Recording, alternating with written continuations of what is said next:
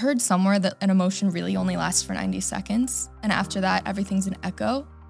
And the times it's taken me the longest to heal have been the times I've suppressed it. And so it comes out little by little. But if I fully dive into it, it really doesn't last that long.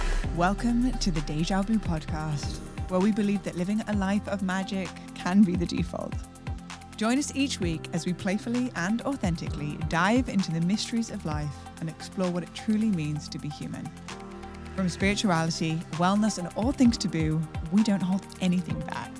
So without further ado, let's let the magic unfold. Hello, beautiful bluebirds, and welcome back to another episode of the Deja Blu podcast. Today, we have a reoccurring guest on the podcast. And you know, if somebody comes on the podcast, not just once, but twice, then or even more than that, you know that I am a big fan. And it's really difficult to not be a big fan of Allie Michelle. And let me explain why. Also, by the way, my favorite parts of the podcast is just fanning the flames of the person that is sitting next to me. It's my favorite part to just be like, I love you so much. And this is why. So Allie Michelle has waltzed into my reality years ago as this very light on her feet, clear energy, deeply present, down to be in the wave of whatever's most alive, while simultaneously navigating a hypersensitivity to be able to read the subtle senses or read the subtleties in the room. And she has an absolute knack at diving to the depths of the human experience, how crazy, weird, wild, wacky, discombobulating, and elaborated and ecstatic to be human. And she alchemizes all of this into the most beautiful poetry that I've ever heard. In fact, you shared one of your poems on the last podcast, and that blew up. It was from this new book, right? Yeah. Okay, we're going to talk about that in a hot minute. Allie Michelle also leads retreats all over the world. She is a breathwork facilitator, a best-selling author, as well as a content creator, inviting us into a deeper level of the mysteries of what it truly means to be human. And such a blessing to have you on today's podcast and sitting in the golden hands of the goddess, sharing your magic and waltzing in here with a waft of beauty in her wake. Allie Michelle, thanks for being here on today's podcast. Can you write my bio? Because that was so much better. That wasn't even achievement based of like, here's all the things she's done that are supposed to impress you. That was like actually just a read on me as a human. That was so heartfelt. Thank you. I mean it. Yeah. You know, you're like a gem out of a jam. And so I've got to like put the right words around to create the right frame for your exquisite piece of artwork that you are. No, I feel the same about you. I love this because it's one, a love fest, and two, just friends hanging out. So like these just happen to be really nice chairs. Yeah, exactly. And I'm ignoring those. But then the cameras are not here, but we are due a catch up anyway. So this is really just a catch up with some artificial lighting and some black cameras that are looking at us right now. And a really nice tree. Yeah. The tree's pretty dope, right? Yeah, no, it adds a lot. You've upgraded your setup. I've noticed actually over the last, because this is the fourth podcast I've recorded in the past 2 days, and I go so deep into conversation with somebody that the external world kind of like goes really fuzzy, and I'm like so in the conversation that it's like this timeless portal of nourishment, and I'm just basking in whatever is being shared and marinating in it, and then be like, oh, this is good medicine for me. It's got to be medicine for some other people too. So thanks for coming into the portal.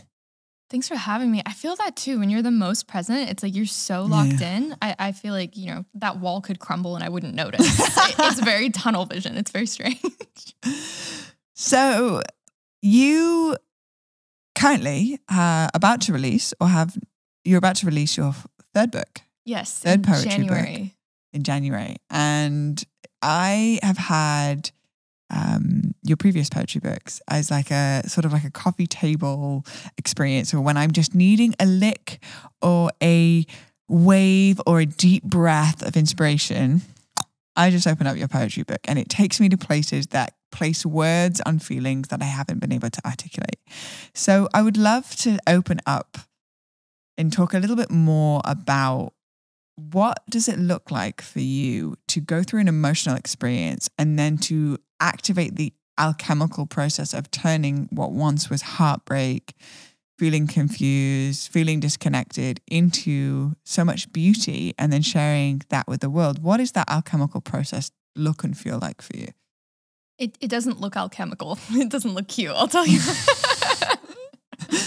It's, I write when I feel extremely emotionally charged by something. And whether it I feel ecstatic, and I feel like God is inside of me and I'm swirling with the mysteries of the universe, or I feel so angry. It's like the rage of 1,000 ancestors is firing out of me, whatever that emotion is. I then lean in and pay attention, and I'm like, oh, this is my moment. I need to write a poem about it, because it's a necessity. I feel like I when you're in so much pain or grief, you're like, I might die from this. That's how it feels in the moment. Yeah. The poem feels like a lifeline. Just being able to write something like that, because as I'm kind of struggling to understand this nonsensical experience, it helps me go from being a victim of why did this happen, to all of a sudden okay, this happened, and I made something out of it, and here's what I learned from it. Because I can't see what I learned from it until I write it down, And it's interesting with this new book because it's so raw and exposing and human. And a lot of people who have read it are like, wow, I'm sorry. And I'm just like, no, it's okay, because it's not in me anymore, because I wrote it down. It doesn't live in me. Like you were talking about with cleansing and all of that. It feels like a cleanse for my emotional body. So do you feel like in those moments when you're, for example, I loved what you just said, the rage of 1,000 ancestors, is that what you just said? Yeah. That the exact words? Yeah. Rach is really good at capturing the gold and then putting it into quote form. She's and I can feel her nodding when you say something that's just oh, that's hot fire. And she's like, I'm just going to quickly write that one down. I'll quote you on it later. You'll just have this thing that pops up on Instagram of a quote that you said. So when you're feeling the rage of 1,000 ancestors, which is such a great way of describing that boiling feeling where it's all encompassing, taking us over, came out of nowhere, or maybe it did, who knows. And when that emotion is hitting, so you're going to go and then you sit down with a piece of paper and you just write whatever comes out? Yeah, I mean, I would say anger, it still is the hardest emotion for me to feel, because when I was young, I was kind of taught to be the nice girl, right? So it was just okay, blah, blah, blah. The problem is that has to come out eventually in some form. And oftentimes in, just our society in general, if a woman's really pissed, we're like, oh, she's just crazy. And so it's so invalidating of that sacred rage, But anger is a powerful force. It burns down whatever house of cards your life is built on. And all of a sudden you're like, oh, I can see the sky again, So I think it's so undervalued. And if I'm feeling that, I have to move first in some way, whether that's dancing or my friend Charlie taught me to take bamboo sticks and just smack them on the ground. Charlie Travis? No, Charlie Noda. Oh. I actually don't know that Charlie. But I think anger tends to live here, your chest and your arms. So I try and smack a pillow or something like that. And then I can actually think clearly enough to write something down. Yeah. It's so healthy to be feeling whatever emotion it is, but then ultimately giving it an outlet without shaming, judging, guilting, or projecting it onto somebody else. So it's recognizing the intelligence of the emotions as they present themselves. And also I find that for me personally, my greatest work has come from being so close to my emotional plane. When I'm facilitating a circle and everything's good in my life and I've not been rocked from the foundation up, I'm it's very light and the facilitation is kind of airy. But when I'm going through a heartbreak, for example, and then I go to the circle to facilitate, I'm I'm speaking from primordial wounds, but also the medicine that is infiltrated into those spaces. And speaking about sacred rage, the other day I sat in front of my altar and I asked what is the emotion that really needs to breathe right now? And I don't identify very much with the emotion of anger. Again, the good girl, well, the spiritual one, the one that's got things figured out, projected on by others, not myself, but so there's this like relationship with anger where I don't like sitting in it for very long. And I'm constantly trying to get to the gold on the other side of the anger. And when I was sitting in front of the altar, the energy of Kali came through, and Kali is like the dark mother.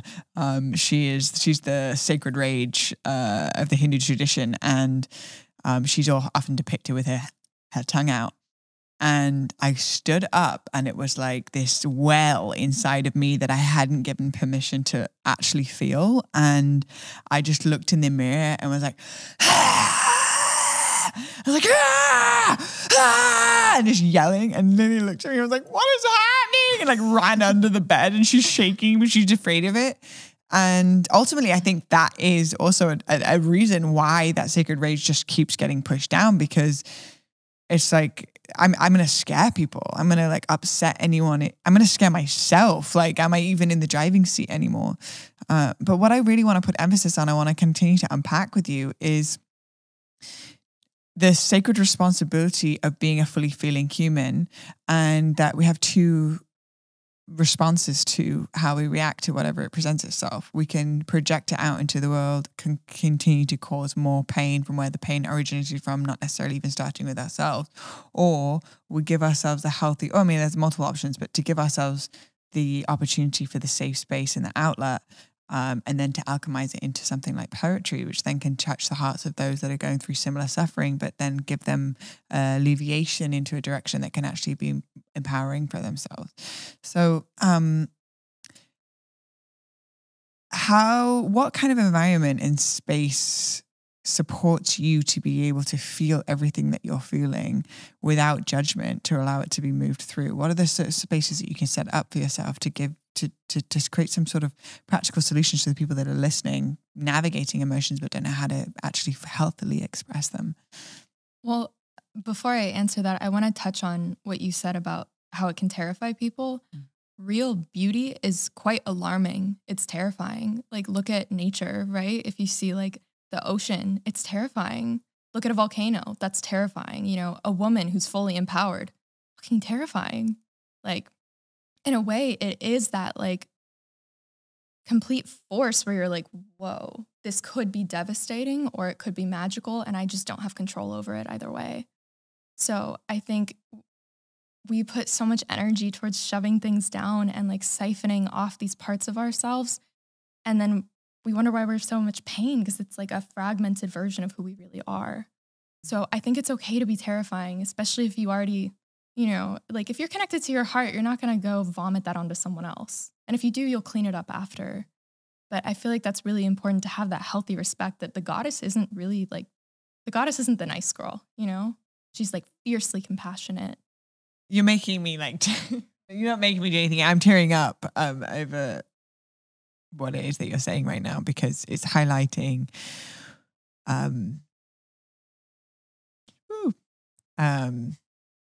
so many areas in my life where I've been really upset and angry, and I've not allowed myself to express those emotions because of fear that I'm going to push people away, and then it's going to reinforce this deep wound of like rejection. And I'm curious then about your relationship with, okay, so yeah, a volcano is terrifying and beautiful, and the ocean can be terrifying and so magical and mysterious and beautiful. How do you navigate feeling whatever it is that you need to feel while being in the presence of someone that you're afraid of losing them? So with my partner now, he has no trouble expressing anger. For him, like, I don't want to speak for him, but he's, you know, said sadness is actually the difficult piece. And for me, it's like, I'm like sadness from inside out. I'll be like, oh, why do I exist? You know, I'll just like lay on the floor, but anger's hard. And when we were fighting, I was trying to do the like conscious spiritual person thing of like, well, I don't want to project on you, but I'm feeling that. And then he was like, I'd rather you just scream at me. I'd rather anything real than whatever like this is. Like, I don't know why you're trying to sound perfect. Like, yell. And one time I did, and I like yelled right back at him, and we just started laughing so hard because we both felt it. Like whatever lid was on the pot that was boiling over was let off, and then it could simmer down. So I think it's okay to be human in relationship. It doesn't have to be like blaming and like, you did this, but it's like, this is how I'm feeling. And the right man is going to be able to handle that and also like be able to express that in himself. It does sound like being in partnership with someone that's self-aware and that can actually hold all of you definitely helps. Because like there is experiences where that sacred rage or the anger or anything that's not like nice can cause somebody else to shut down as well. Yeah. And I didn't have that before. Like when I was, writing this poetry book, a lot of that came from my last relationship. And I always say like I had a porcelain mask on. I cooked, I cleaned, I ran the business, I did the house, I made every meal for him. I did all of it. I was perfect. And even when I went through a massive betrayal with him, I still had so much grace. And I was like, that's okay. And I like didn't let it out even then. And I was so angry underneath. Mm-hmm. And it broke it because I wasn't being a real person. So I think that heartbreak really shattered that porcelain mask. And being in this relationship now, with this man where like I was crying one time and I like went to look away and he like kind of grabbed my face and was like, no, I like messes. Stop. And it again was this continual lesson of like, just stop, like just let go, Mm.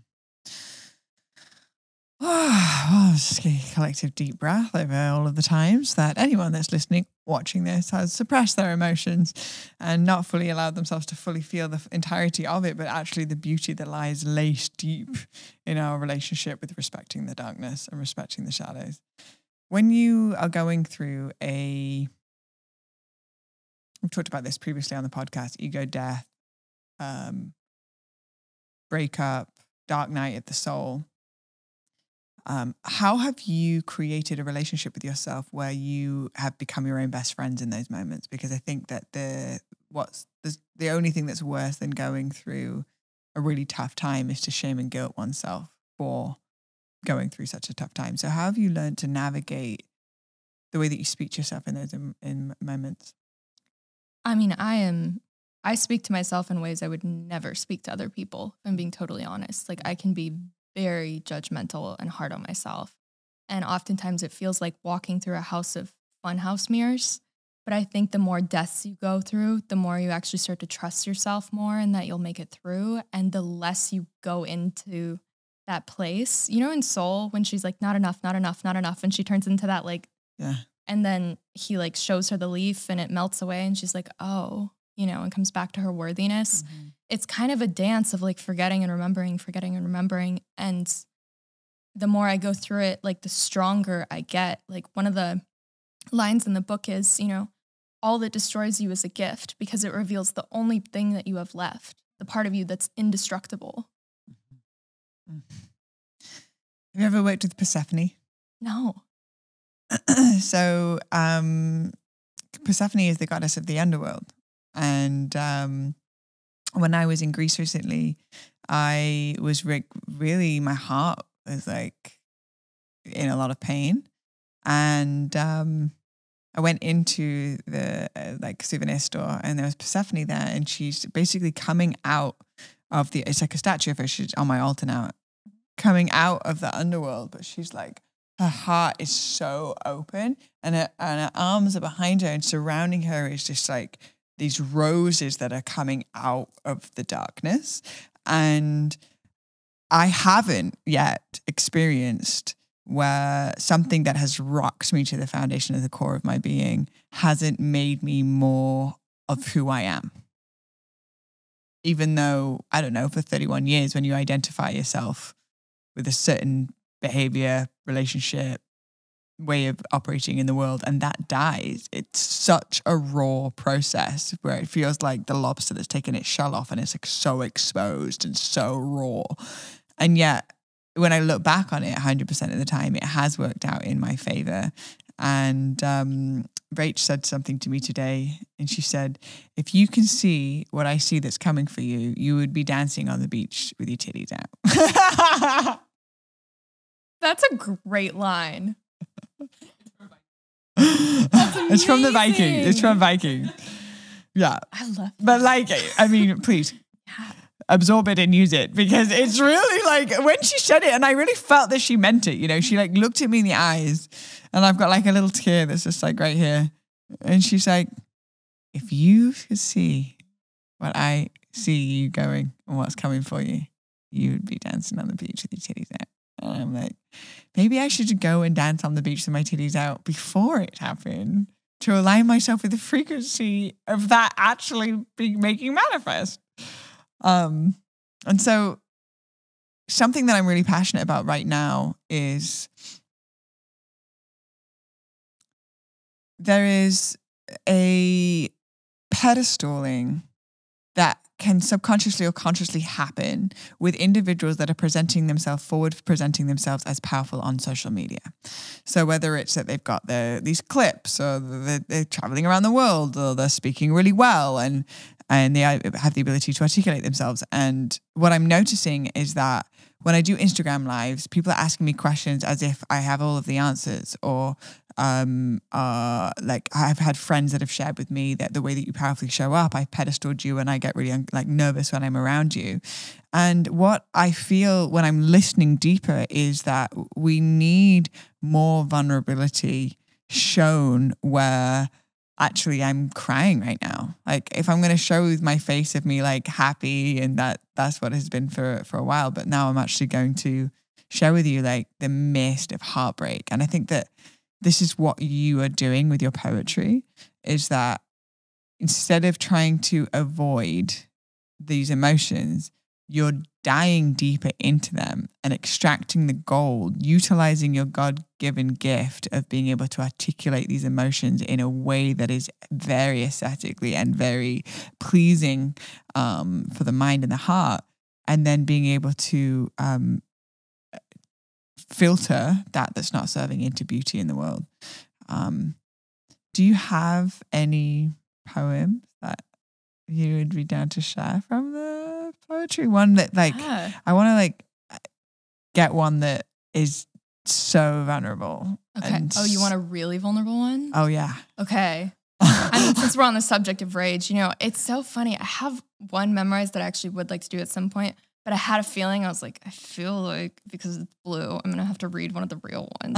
And that's I want to take all pedestals out of this podcast, and any of them that have been projected on myself or the guest, and any feeling that somebody outside of us has got it more figured out than we do, because they seem to be doing well at one avenue, and recognize that actually it's the humanity that connects all of us. It's the pain, it's the heartbreak, it's the suffering, it's the death, it's the disease, it's the, oh my God, what is happening? I don't know how to get out of this. When another person can be in a similar frequency of that and turn it into gold, that's what I want to be tuning into. That's what I want to be connecting with, not the veneers and the filters that is presenting outwardly facing and presenting a version of ourselves, but then we're suffering on the inside and feeling alone.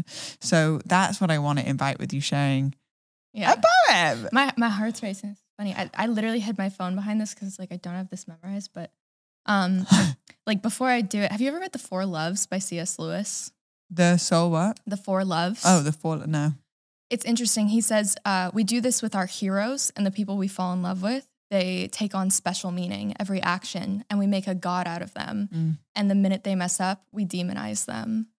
So if you strip away the humanity, if you're human, that can't happen either which way. Right. But if you make a god out of someone, you can quickly make a demon out of them. It's so true. Yeah. Placing a pedestal on somebody, and then when they show a side of them that is like really in it, then all of a sudden it shatters the mental projection we placed on that person. We see this and with then we get culture. angry because it got shattered, and then we project onto them when they're showing another side. Yeah. Can we breathe our human into this podcast? I think we're doing it. I think we're really doing it. I feel it. Human. I'm going to be honest, I do, but don't want to read this. You know what I mean? Not that I, trying to get you to do anything you don't want to do, but also welcome to the edge of your comfort zone, Allie. I'll be right here with a fancy sparkly kimono on. Come on. Sparkly kimono. I love it. Come on. This is one that only 2 people have heard. So. Wow. So here we go. World. You're not here. You're here. It's fine. Sacred rage. Let's go. I want to marry you, he said to me. Be the mother of my children, he said to me. I'll never leave you, he said to me. I was the love of his life until he didn't get what he wanted. A year went by and I had a ring melded from broken promises that I held with trembling fingertips as he sat there waiting for my decision, begging me not to walk away because he saw what he had too late. Don't let go, he pleaded. Words uttered from a dream he had of his dad, not realizing I prayed to his dad every day for a year because I didn't want to let go. These words were said to someone else, someone who isn't me. Someone who smiled and nodded quietly as she lay there listening to her partner moan as he worshipped his assistant next to her. Oh well, at least he wasn't trying to sleep with my sister this time. I believed him once, but my heart now knows that these words were hollow. 3 days after I left, he moved in that same girl who's now playing wife in the dream the two of us built.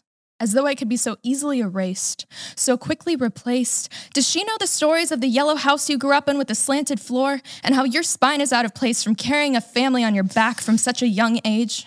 Does she do cupping, craniosacral, acupressure, Reiki, massage, cook, clean, run a business? Did you ever stop to think that I'm the foundation both of you now stand on? You look at me like I'm missing out, but a king who forever lost his queen because he worshipped the idea of more is not the man I was devoted to. You didn't just hold a heart in your hands, you had the girl with the heart of all hearts. One day you'll acknowledge it. One day you'll feel it. Until then, keep your how are yous.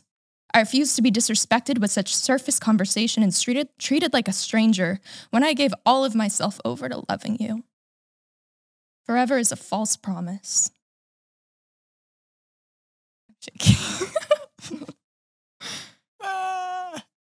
Is it day one of my fast or to the fact that I just hit me right now? Oh. Okay, well, here's the human. Yeah, superhuman. I feel like I want to throw up. Holy moly. Thank you so much for your vulnerability and your courage to share that. You just said that only 2 people have listened to that before, and the fact that you just shared that on the podcast, and it just hit me like really hard in a really beautiful way. But what I'm extracting from what I just heard is your power. And I think that this is such an important piece here, is that we've been fed majority to be nice. And what I felt in that poem was the power of the ocean. We look at that ocean and we jump and swim in it and we benefit from the ocean, but how we're treating the ocean, she's going to have something to say about it. Yeah. And that actually puts us back in our place and is our medicine, and recognizing that there is a force that is moving through the ocean and through nature and through you when you write that poem. That is so fucking beautiful. Thank you. Thank you so much for sharing that. I'm going to need you to send that to me after the podcast. I'm going to read it again, okay? When there's no cameras on me, I'm going to let myself feel what I need to feel. You're getting the whole book sent to you. It's fine. Send me the book. Yeah. It's wild. Like I from that experience, I was able to access a whole different power in myself.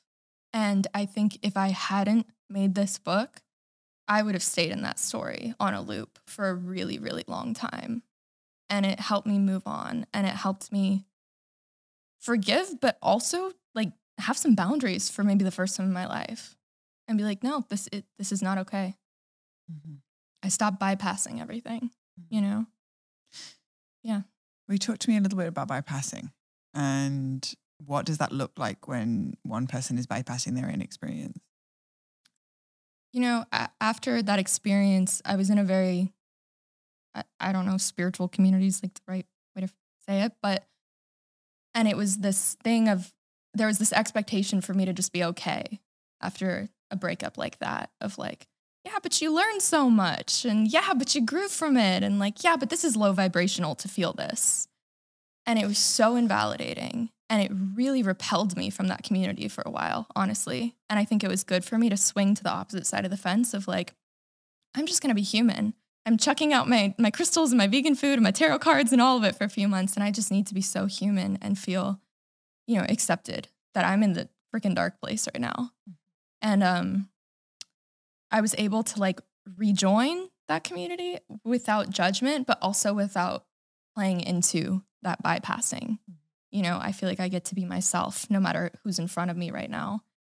And that's like the best feeling in the world. Yeah.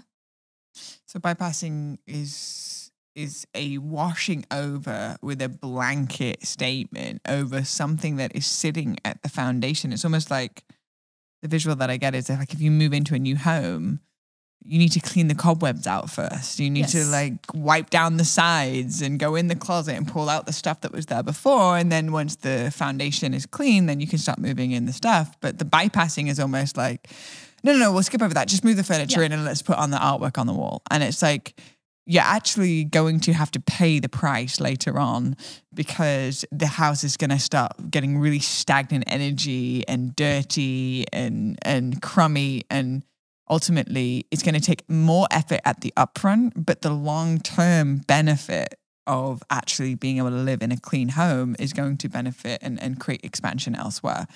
That's what it is like there's totally, it's the right thing to like, it's true what they're saying, but it's not, I'm not there yet. I have to get through the human first. I think of it like this. It's like, if I'm riding an elephant, I can think I'm steering it. But if that elephant wants to go left, we're going left. And that's how the subconscious is. And that's how the emotional body is, So it's like if I ignore that and just pretend that I'm steering things without having dealt with that deeper part, eventually it's going to be out of my control and I will act from an unconscious place. So that's why it's so important to move through that. And I feel like that also sets us up to be great space holders for others.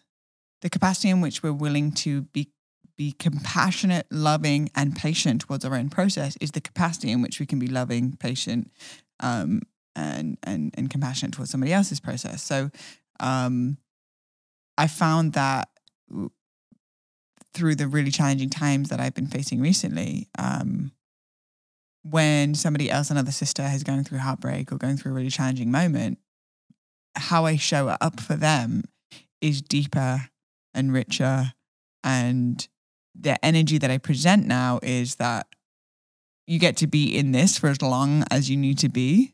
Communicate with us whatever it is that you need, whether it's you don't want to speak to anyone, whether it is please can you cook me some food and leave it by my door, or anything in between. But know that you're human and your process is so welcome here to breathe in whatever way it wants to breathe.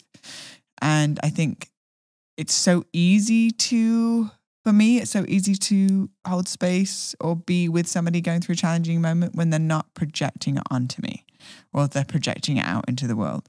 Because I think that the second that blame comes in, and I want to pick your brains on this, is the second that it's very difficult to work with somebody that is going through a challenging moment if they're blaming everything of the outer world.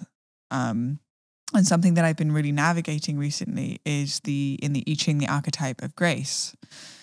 And it says in the I Ching that grace is devoid of all blame. So there is still a graceful way to navigate some really painful moments without blame. Now, I also am curious though about navigating when someone really has done something that's out of integrity, or that it's not okay to just brush it over with like, it's okay, I'll be fine. Because that for me isn't real. So how would you say navigating it in a way of not blaming another, extracting the gold that's available while also not bypassing your own emotions? It's a tricky process, especially because that scenario would have been so easy for me to just be like, this happened to me and point fingers. But the way that I did it and that felt the most authentic to me was to just be like, okay, you've lost access to me. Like, I'm not okay. I need to heal and I can't do that with you here. And so putting up that energetic wall, giving myself the space and time where it's like, this isn't screw you. This is a boundary. And I'm not going to like put that wall down until, if ever, I feel ready, and that's okay.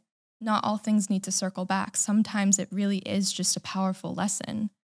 So I kind of was like, this is for you, baby girl. You take up space, and it's that one line I wrote in that poem, alone is the only time my heart isn't on loan, because I did contribute to that scenario by like not fully being myself, by giving my heart away, just like, oh, you could have every single inch of me, what do you need? Like this kind of codependent nature that I really had. And so I had to, for the first time in my life, really be alone and be like, nope, it's me and God here. That's it.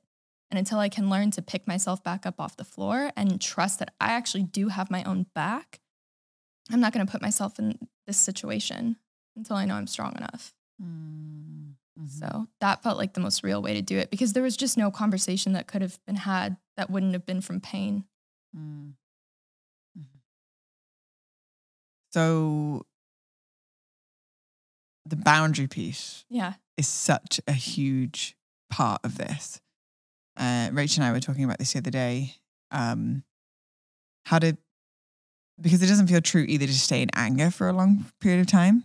It doesn't feel empowering to stay in anger for a long period of time. It feels like anger has a beautiful role and lights the fire and burns away that isn't serving. And so, but to stay in it also feels actually counterproductive. To find that space of going, no, and I love you. Yes, that's it. And I'll only ever want to see what's best for you. And this behavior is not acceptable. Yeah. I think that's another important piece, is like the behavior is not acceptable. Not you as a person are not acceptable. It's just like, no, this isn't okay, Mm-hmm. Because you're right. If you stay in it, it becomes bitter. But I think I heard somewhere that an emotion really only lasts for 90 seconds. And after that, everything's an echo. And the times it's taken me the longest to heal have been the times I've suppressed it. And so it comes out little by little. But if I fully dive into it, it really doesn't last that long. Mm-hmm. It's like a moment. Mm-hmm. That's what I felt when I was, the Kali energy came through. I was like, and I was like, whoa. It's like when I really welcomed it in, I was like, oh my gosh, I'm being taken over by an energy that I really don't tap into very often. And I was like, and then afterwards, I was like, I feel better now. Yes. Lily, you can come back out from underneath the sofa, because I'm not raging anymore. I'm like, I feel genuinely clear of it. That's a really powerful thing, that what you just said, though.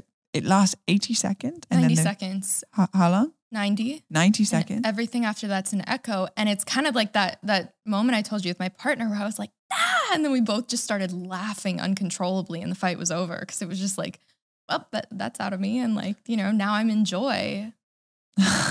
Which like outside in, I probably do look a little nuts, but I'm good with that, Mm-hmm. If you had a guy friend come over to you and sit down with you and say, I'm just dating this new woman. I want to know from a woman the best way that can support her when she's in her process.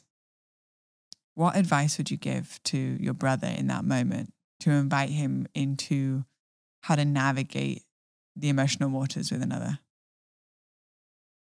I heard the story of Shiva and Shakti, how he's like in deep meditation and she dances around him in chaos and wakes him from his slumber. I think that is kind of the masculine and feminine. And so if a man can hold stillness and not try and fix it, and just really give her a container to feel it and be that like immovable grounding force, while she just like lets her chaos kind of dance, and whatever that might be, anger, sorrow, it does come to pass. And I understand why that can be really hard for a lot of men, because it's like, what do I do? This doesn't make sense, because it's illogical, it's not linear. But really just holding that stillness, it is so healing to feel. At least that's my perspective on it. Mm-hmm. Mm. It's helpful, because I feel like when the Kali energy comes through in partnership, and it's like, is this to do with my fault? Did I create this? Or I need to defend myself, or this isn't okay. I need to shut this down, or maybe I need to fix it. And all of those energies actually really counterproductive in the sense of like allowing the energy to have a space where it's not going to be judged, and actually how fast I believe we heal in spaces that are free of judgment. And that's what truly means, like when we say the term holding space in the spiritual community, well, what does that mean? It means to be able to be in the presence of whatever is moving without judging, shaming, guilting, suppressing, or oppressing what needs to just breathe. Yeah. I mean, I think you can only do that though if you've embraced your own chaos. Because if you swallow your own chaos, of course you're going to shrink from another person's. So it kind of circles all the way back to what we've been talking about this whole time of like, the more you can go into it, the more someone will feel like, I could tell you anything right now and you're going to meet me with compassion. Mm-hmm. That was something that my friend Issa, her life's work in the Jinkies is compassion. She's the most compassionate human I have ever met. Anyone, if someone's gone into the fridge and eaten your dessert that you were really looking forward to, she'd be like, oh, they probably just were more hungry than me. They must have really enjoyed it. Where I'm like, who ate my chocolate pudding? And she's like, Blue, have you ever thought that they were really hungry and they wanted it? Like the level of compassion this woman just exudes just by the default of who she is has softened me in ways that still continue to benefit my reality. And I always remember thinking, if I could give my child a degree of compassion that this woman exhibits as a default, then it's setting up that child's life to be able to actually make peace with all aspects of being human. And so first I've got to do it to myself. And when these waves hit, and I think it's just, would you say it's just a part of being alive in the sense where some flowers on the bush are in bloom and some are in wilt? And then this one that's in bloom will wilt, and then this one will bloom. But it's a constant cyclic nature of death, purification, rebirth, and integration, as opposed to that we're just going to try and maintain a happy life for as long as possible. Yeah, it's they actually did a study with oak trees where they synthetically injected them with a chemical similar to adrenaline so they wouldn't go into dormancy. And so they were awake year round, no hibernation. And they're supposed to live for hundreds of years, right? But they died after 1 year. So we kind of push ourselves in this capitalist society to be in constant bloom year round. And it's why there's so much burnout and mental health issues, and not like the only reason why, but I think that's a huge contributing factor is there's just an unrealistic expectation of I have to constantly be that flower that's perfect. Mm-hmm. Mm-hmm. Yeah, and eventually it can actually create us to slow down way more when we think that we're supposed to be switched on the whole time. And there's this picture on Instagram. I live for memes these days. Memes are like my love language. And it said something, it was like, it's not even a meme, but it said like hustle. And then it was like crossed out. And then it said align underneath it. And I believe that, from all I've known my whole life, is that success is accumulative of how productive you are, how much money you make, and how big of an impact you make. So if I am going through a death portal and I'm feeling like it's now a month in and I'm still crying, there's this voice that's behind the scenes that is like, oh, right, well, you're now no longer successful. You're no longer creating and achieving. And I'm curious around what your relationship with that societal expectation that's placed on us. Because you mentioned before when we were talking, we were sitting upstairs and you said something along the lines of, sometimes I just want to, I fantasize about getting a farm somewhere and not living to have to achieve. Is that what you said? Yeah, I think you're either in one of two places. You're working to live or you're living to work. Mm-hmm. And I kind of stumble between those two. Mm-hmm. But yeah, it can be so exhausting. And if you don't give yourself that season of wintering, like those trees need, because otherwise life will do that for you. Whether that's, in sickness or the loss of a job or heartbreak or whatever that is, it's like, I don't know. When I see someone who's going through a challenging experience, ironically, it's kind of when I think they're the most beautiful, because I'm like, wow, at least for me, I don't have the energy to cover up an inch of who I am right now. I just don't. It's so raw. It's so exposed. It's just right there. Mm-hmm. And that's that beauty that we talked about earlier, you know? Mm-hmm. Do you have any other poems? I do. Because I love them so much. You know, I want to like, my dream is to have them like laced throughout this podcast. So that when you get to the next nugget, you're like, whoa. And then we uncover the layers of that one. And then, so is there one that comes to mind? Yeah, I've got poems on poems. Okay. Longing is the long walk home to your heart. But I had bruises on my feet from running so far away from myself. It takes 200 muscles just to take one step, and yet I stubbornly crawled towards discomfort because I thought it was the blade that would sculpt my soul, and I wanted to prove that I could turn a sword into a flower. Every time we fall in love, we exchange a piece of our hearts with another, so by the time death greets us like an old friend, we're filled with all the lives that touched us, creating a beginning at the end. Because as we return to the earth, we become the ground our descendants will dance on. So longing is a roadmap for belonging, and connection is your loneliness set free. All of this sounds poetic and nice, so I have to tell you the truth now about this thing called life. Only step on love's path if you're willing to lose, because pain is a side effect of caring for someone other than yourself.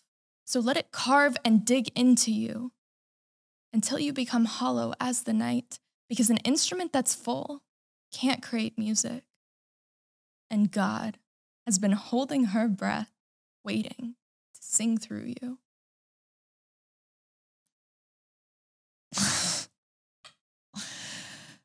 You know the melty emoji that they just came out with on the emoticons on phone? No, it's like I haven't updated my phone. Smiley face, it's melting. Oh, I love that one. Yeah. That's me, times 10. I'm melting! Can you repeat the line about, right at the end, about the music can't play through an instrument that's full? Yeah. Okay.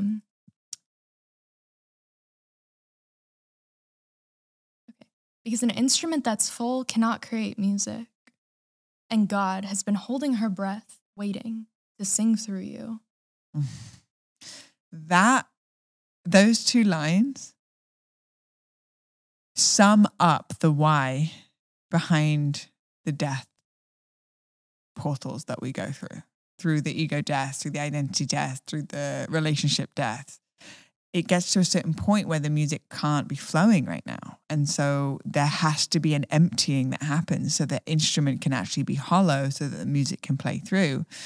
And I think that when we have a really deep trust that that is actually the process that's happening, then there also is a part of our consciousness that's sort of like off to the stage right with a shaker that goes, and this is perfect. I'm so excited for the glow up because the music's gonna flow through you. Like, oh, I'm so in it, but I hear you and I trust this whole process because that very trust is the very thing that allows my body to soften amidst the chaos. Yeah. And Richard Rudd talks about that the upgrades only happen when we soften our bodies. And so when you talked about so just so you know, when we get to almost an hour, we have a sign and I have Rachel twerk at me from off stage. So you didn't see it because it's always behind over the shoulder of the guest, but I was like going on a twerk and then I look over and Rach is twerking and I was like, oh yeah, that was the agreement. Yeah, I'm so sad I missed that. She's great. She's good at what she does, you know. You can pay somebody to do a job, but you can't pay somebody to twerk and love it while doing the job, you know. So we got ourselves a winner real here. We got ourselves a winner. I wish I saw that. It does really help though, the trust and the softening around these moments. And I've just noticed that in my immediate reality, all of my closest sisters are going through it right now. Like, everyone's dropping like flies, and it seems to be, and I just so happened to read about this full moon that's coming up, which is all about setting boundaries in relationships and setting boundaries and being clear on actually your sacred no. And that's the common theme actually across the board with all of my sisters that are currently at this house. We're calling it Heartbreak Hotel. I live for that. You know what's funny? I had a similar thing after my breakup. A bunch of women moved into my house and we called it the Endangered Goddess Collective. That's amazing. There's some parallels happening. Yeah. I mean, we need safe places to feel. Yeah. So I just really believe that we need more safe spaces to feel and to heal, and recognizing that this is energetically really strongly in my ecosystem of sisters. So being able to create a space called Heartbreak Hotel where everybody comes to lick their wounds and do what is needed in every given moment. And Zahara and I went down to the beach the other day, and she was moving through some heavier emotions. And I was like, because it was her birthday, I was like, okay, let's do a little ritual and we'll release some stuff into the ocean. And you can, say out loud what it is you're releasing, and then like make a declaration of what you're calling in. And I like get these little roses out the pouch, and she's like, and she turns to me, she's like, Blu, I'm grateful for the efforts, but I feel like we're on two completely different pages right now. And in that moment, my like, happy, let's go and do a ritual, da da da. And like in that moment, I just realized that in real time, the shadow is integrating, because she just let me know where she was actually at and transcended all people-pleasing energy in that moment and let me into a deeper level of intimacy into me, you see, by letting me know that actually where she was at was not on that frequency. And it started a conversation that went from like, oh, I'm holding space, to like actually listening to that which is needed, and the courage to then be able to express the boundary around this doesn't actually feel like a yes for me. And I feel like that is Heartbreak Hotel doing its thing. Yeah.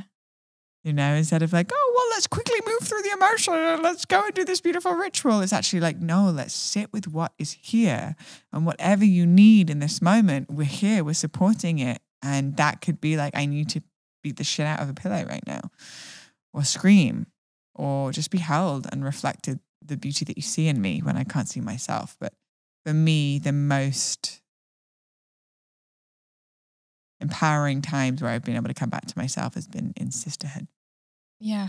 Women are very, very important to have around in those moments. Mm-hmm. Like, that was one of my favorite times in life, while simultaneously also being one of those painful times in life. It's just being in a circle of women where we're sharing, we're moving through whatever we have to move through. It's super chaotic, but it's also really fun. Mm-hmm. I don't know. I think heartbreak and grief and loss and anger, there's just a tendency to want to stitch ourselves up as quickly as possible.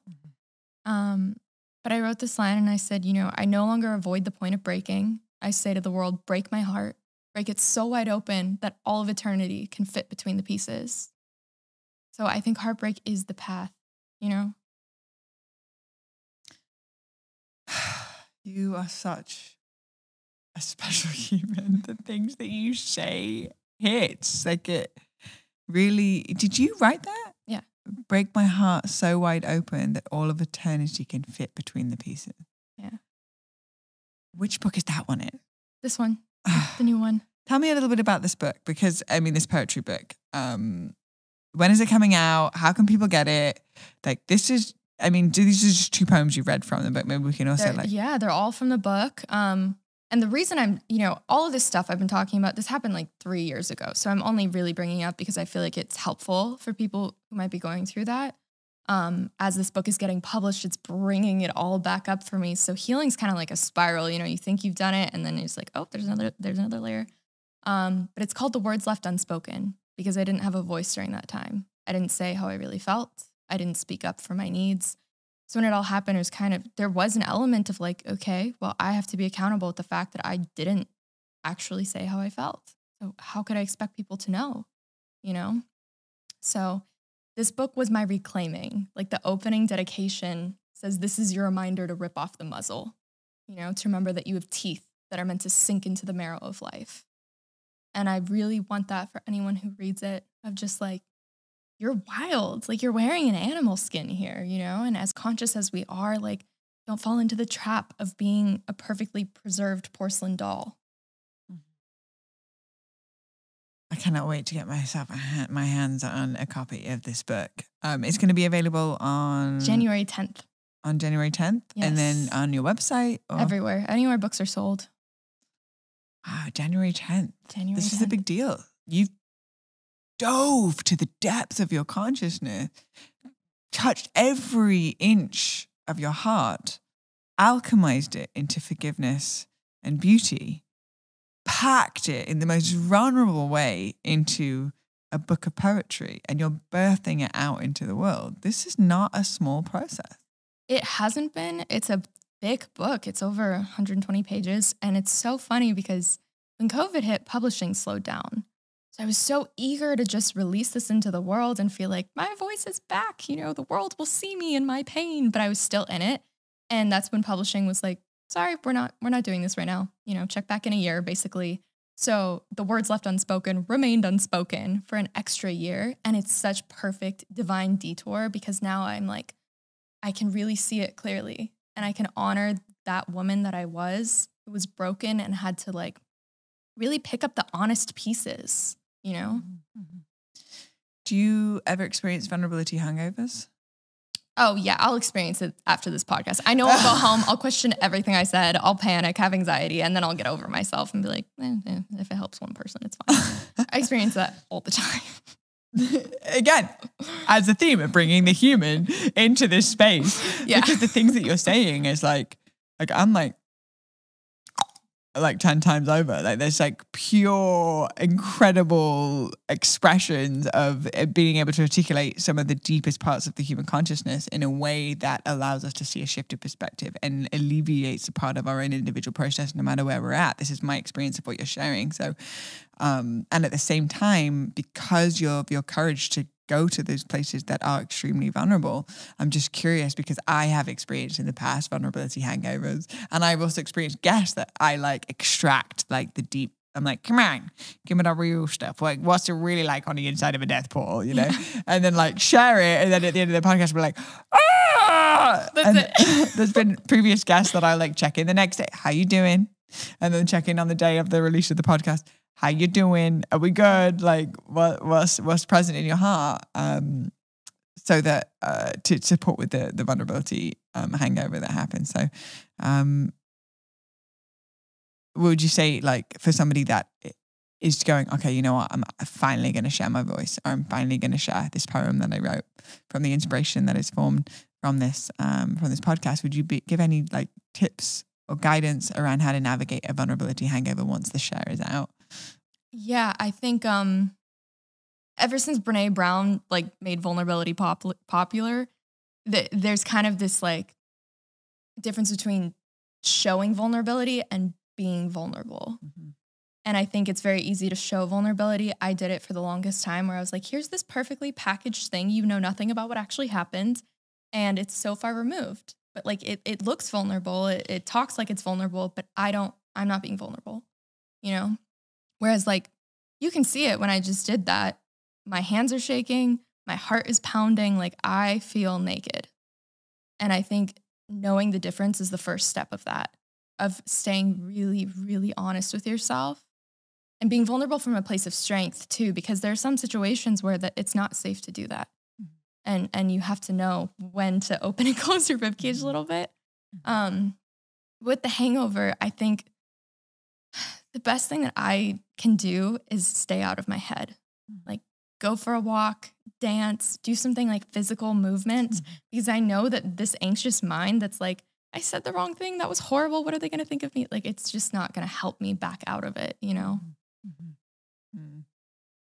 Even just speaking into it, you know, that it's even a thing, that is part of the creative process. And when you dive to the depth and then turn it into something beautiful and then share it vulnerably with the world, the vulnerability hangover is actually a part of the process. And so once we have context for it, then it allows, when it presents itself, not to go, oh, that this is a sign that I shouldn't have done that, and then close even more, but to recognize, oh, this is part of the creative expression, and having a vulnerability after sharing is a part of it. I remember when I first started singing and I would play music, like I would play, and then instantly afterwards it was like there's all these critics that would come into my head and be like, oh God, you sound awful, what are you doing, you didn't hit the key, da, da, da, you know. And I'm like, and it's this vulnerability that sneaks in and tries to like keep it small. But when I can just actually observe it without identifying with it and be like, oh hey, vulnerability hangover, old friend, I appreciate that you're trying to keep me small and safe. And it's a part of my expression of my ego that is like, reel it in. You're getting beyond your comfort zone here with this one. And it's trying to keep me safe. But ultimately, what really determines the trajectory of my life is what voice do I listen to when I choose to continue? Is it the voice of fear that is wanting to shut me down? Or is it recognizing that the voice of my passion is so much louder than the voice of fear, but the voice of fear is welcome to have a seat at the table because it's inherently a part of myself that's just trying to keep me safe? That's all it is. It's trying to keep you safe. There's a TED Talk and it's called 100 Days of Rejection. It's really old. 100 Days of Rejection? This guy, I can't remember his name. He goes out and each day seeks rejection to like desensitize himself to it. And I thought that was so cool. So I'm kind of starting to do that a little bit as I'm like dealing with this book and starting to actually like share all of myself. I'm like, okay, someone might hate that and that's okay. Like I'm not going to die from this. And the more I put myself in the situations I used to run from, the more I'm starting to trust, like, no, I'm okay. I can do this. I'm safe to do this. I'm safe to actually be here.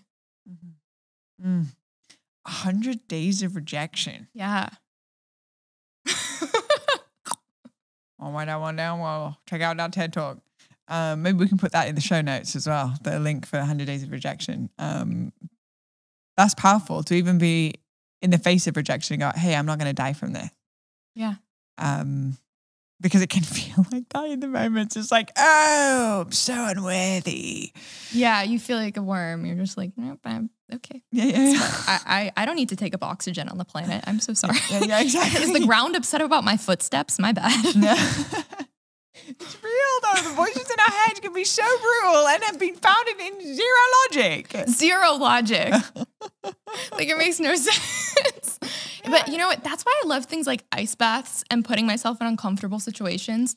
Because that same voice that's like, I can't sit in this tub of ice is the same voice that's like, I can't do this. I can't be vulnerable. Right. So I'm really trying to actively train that voice. It's just like, I hear you and you're not driving. I saw you do an ice bath. You looked like you were on vacation on the beach somewhere in the Maldives. Like you were like in the middle of the ice bath. I was like, damn, is anyone else seeing this? Like she hasn't even flinched. That temperature is freezing. She's not even flinching. It was easier because it's like you had music. There were women cheering me on. Like, well, you go. I was like, yeah, I'm going to go, you know. This is the power of the people around us that are like supporting us through our process, you know? Yeah. We're way more inclined to be able to face off with the toughest parts when we have someone in our corner going, I believe in you. That's all it is.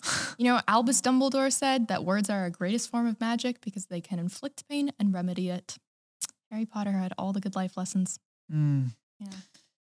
Words left unspoken. Words left unspoken.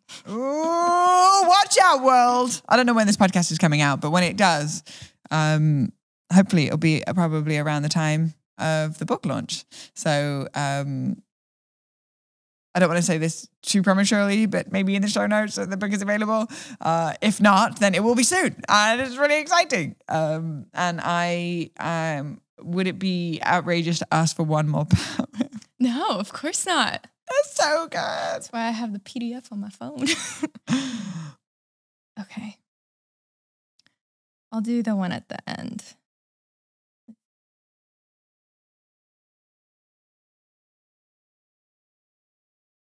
Okay, here we go. So this is called 6 Months Later. We stood in the back of the room with our shoulders touching, watching everyone like we had done 1,000 times, laughing like we would do it for the rest of our lives. I still love you, he whispered, while a sea of people chattered around us, and yet those 4 words said more than their endless conversations. The moment broke open, and a wave of silence rushed in because there were no words left to be spoken.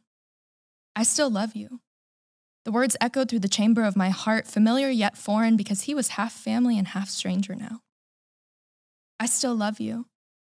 I turned to him, and the room blurred around me. I saw him for the first time without the lens of my pain. I saw the man I fell in love with, whose brilliant confidence made anything feel possible. I saw the boy who shattered my heart in a million pieces on the floor because he wanted to prove he could use a hammer. And finally, I saw a friend, one who respected the ways we built each other, who honored what we once had. I saw all of this in half a second, and all I could do was laugh. He asked me why, and I just shook my head. I still love you. Of course, you idiot, I replied, as all our memories flashed across my eyes. True connections never end. Through time and forgiveness, the wounds all mend, but the fingerprints we leave on each other's heart will always remain, even if we choose to spend our lives forever apart. Again. Everyone. I'm going down. I'm sorry. I feel bad. If you're listening to this and you're not watching on video, I am swimming in my own tears right now. Lily, emotional support over there. She's like, that was really great. Lily's licking Allie right now. Oh, wow. You are a prodigy. What moves through you and your grace and your eloquence and your embodiment and your gentleness and your strength and your fierceness is so deeply felt, and it is really, really inspiring me right now. Like, I feel like I need to integrate this podcast and I'm going to be watching it back and taking notes. If people want to continue to follow you online and to be able to just stay a part of this journey that you are on, how do people find you? I'm Allie Michelle L on Instagram. I just got a TikTok begrudgingly because I don't know how to use it, but it's Allie Michelle Poetry. And then yeah, my website's just alliemichelle.co. Thank you so much for coming on the Deja Blu podcast again. And I would love to continue to keep having you here and sharing your poems and your heart and your wisdom. And also what I've noticed is that your ability to extract beautiful quotes into a living library of your consciousness. And right in the perfect moment, you bring the perfect quote that allows the space to open up even more because of what you've retained. And so you have such a fabulous brain and workings of your mind that I will continue to unravel while I read your final, well, the current book, The Words Left Unspoken. Thank you so much, Allie. I'm so happy that you're here on the podcast today. Thank you. It was such an honor to actually just be so real and raw and go to those edges with you. And just thank you for being so brave to show your emotions and just being a really good friend too. Like, you're a very inspiring person. So thank you. It's an honor to be here.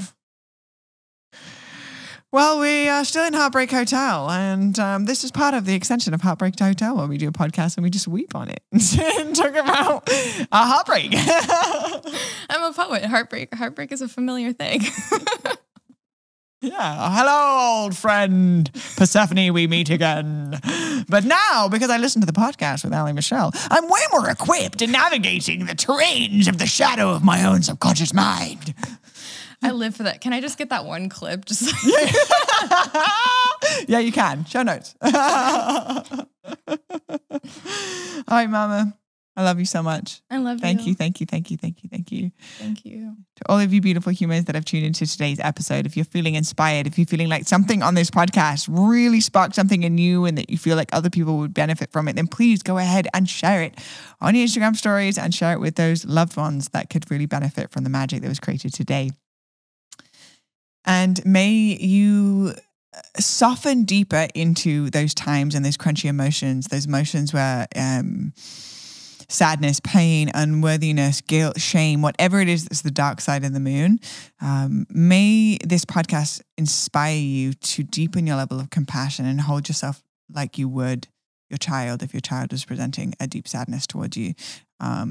So if we can just breathe a little bit more compassion into the recognizing that just with the inhale, we also have the exhale. It's part of the human experience. It is normal. It is natural. And it is so important that we give ourselves the privilege of our own process. So I hope that you are inspired from today's episode, and I'm so excited to tune in with you next week.